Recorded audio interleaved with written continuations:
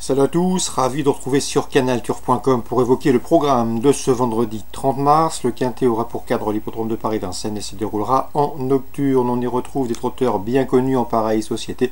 Distance à parcourir, 2100 mètres, départ lancé. Mon préféré pour cette course sera le numéro 16, Auch, un cheval qui mériterait amplement de remporter son Quintet Plus, lui qui compte 8 places en 12 Quintet courus et qui reste également sur une série de bons classements. Le seul bémol, c'est qu'il n'a pas gagné depuis janvier 2016. On lui posera le numéro 13, Ange de Lune, qui lui aussi partira en deuxième ligne derrière l'autostart. C'est un cheval confirmé à ce niveau, une victoire et 6 places en 12 quintés courus. Sache également qu'il vient d'améliorer son chrono, le portant à 1:11:6, preuve de sa bonne forme. Le numéro 1, Black Atout, n'est pas des plus réguliers, mais c'est un cheval qui avait bien fait à ce niveau. Lauréat d'un quintet courant octobre à Anguin, départ lancé, départ autostart. On garde également le numéro 14, un cher ami, lui aussi lauréat d'un Quintet Plus. C'était au mois de janvier sur cette distance et avec ce mode de départ. Ce jour-là, il avait été contraint de progresser en épaisseur dans l'année tournant et avait parfaitement poursuivi son effort. Le numéro 7, As Doré, vaut mieux que ne l'indique ses derniers classements et a déjà gagné sur ce parcours. Le numéro 8, Bess du Hautier, est un bon finisseur. Le cheval est en forme et vient d'ailleurs de dominer deux de ses rivaux du jour au Croisier-la-Roche, car à sa fin de course. Le numéro 4, Ultra du Gade, me semble barré pour le succès, mais il ne faut pas le juger sur sa dernière course à Cordemais, où il devait non seulement rendre 25 mètres, mais également il voulait ferrer. Cette fois-ci, il sera déféré des 4 pieds. Attention également au numéro 3, Upman, en cas de défaillance des favoris. Le cheval n'a pas réalisé de podium depuis novembre 2016, mais attention, il n'a jamais terminé plus loin que 5e en 4 prestations sur le tracé proposé, raison pour laquelle il figure dans cette sélection. Résumé chiffré pour ce quintet du vendredi 30 mars, le 16, le 13, le 1, le 14, devant le 7, le 8, le 4 et le 3. Suite du programme Vincennes, dans la première j'aime beaucoup le 110 classe action qui est en retard de gain, jument certes compliquée, mais elle vaut mieux que ne l'indique son compte en banque. Elle est en forme, elle vient de s'imposer à Angers, elle revient à Vincennes avec des prétentions. On lui associera le 107, Choupette Jallery, qui vise ici une 4e victoire consécutive, 110 et 107. Dans la 5e, confirmation attendue pour le 511 Antoine J'espère.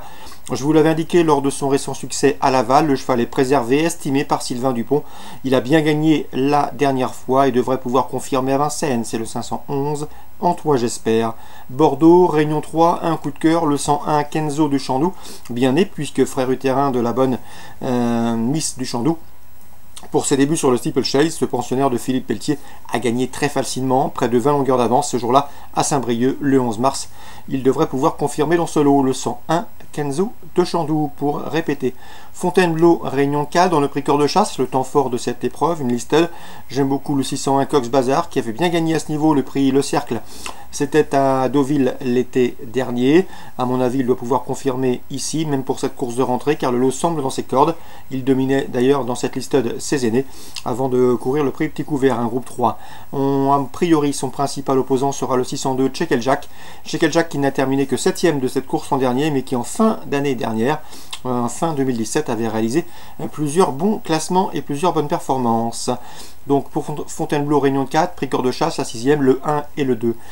Vivo Réunion 5, j'aime beaucoup le 808 Firejack de Viette, qui n'a pas manqué ses débuts. Le cheval s'est imposé plaisamment avec brio sur les programmes de hier, le 20 mars, devrait pouvoir répéter dans ce lot. Concernant Vivo également, dans la 9e, attention au 908 Coco d'Argent, c'est un cheval entraîné dans le sud-ouest par Michel Anquier. Il effectue ici le déplacement dans le sud-est avec des prétentions, d'autant que le cheval est très efficace à Vivo. Il possède d'ailleurs le meilleur chrono du peloton sur ce parcours. Il débute remonté, à mon avis, ça peut faire tilt d'entrée de jeu. C'est le 908 Coco d'Argent. Toulouse, Réunion 6 maintenant.